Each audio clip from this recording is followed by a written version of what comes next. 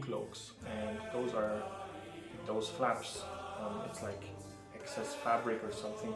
It's just external sewing is here, but there is some excess material which is just like those flaps here on the inside. And these are found on both cloaks that were found in Lahoun. And there's another one that's up here. It's basically just those two squares which form two flaps.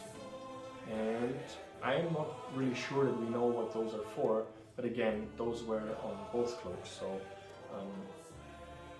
it seems to be part of the design, and that they are both sewn together here indicates that there was probably some purpose to it. I haven't found out, and I don't think anybody has so far found out what the real purpose of that is. I just found out something very interesting while shooting the last video outside in the snowstorm. So I have a lot of bags and it's moving around, and so because this cloak basically is circular and it's just sitting on your shoulders, it tends to move in one or the other direction depending on how you move and stuff sits. So it can't be that it just goes to the side like that, which is pretty annoying. So you can just, I found that you can just grab those little flaps here on the inside and just pull it back to where it is, which is pretty convenient. So again, those flaps start here and go to here. They're just like a little handle inside with which you can pull the cloak into the direction it should be.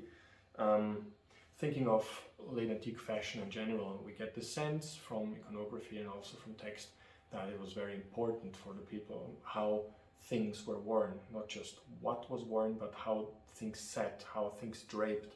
A lot of the fashion is very has big volumes of textile, and the more important it is how those clothing items are then draped. So tunics, for example, or cloaks. So I can imagine that a lot of people would get frustrated or like experience this turning of the cloak while using it in a daily life, and that this was quite a convenient little thing also to have there, to just pull on it and bring it back to where it should sit. Yeah, so not saying that this is actually what this was meant for. Pretty sure it probably wasn't, but it's just one side effect that I found was very convenient and gave it a little bit of sense at least, and it's just not just dangling there on the inside of the cloak.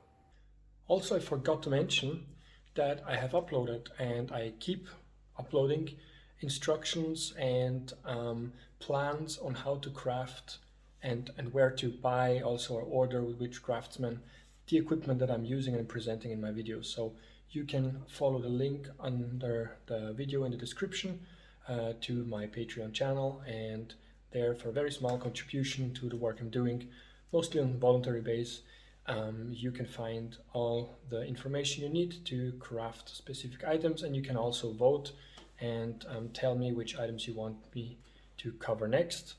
I admit I'm very busy, so it's not a very regular upload there, but it's accumulating, so the longer in the past this video here is, the more likely it is that the channel has been filled with lots of very useful information and plans.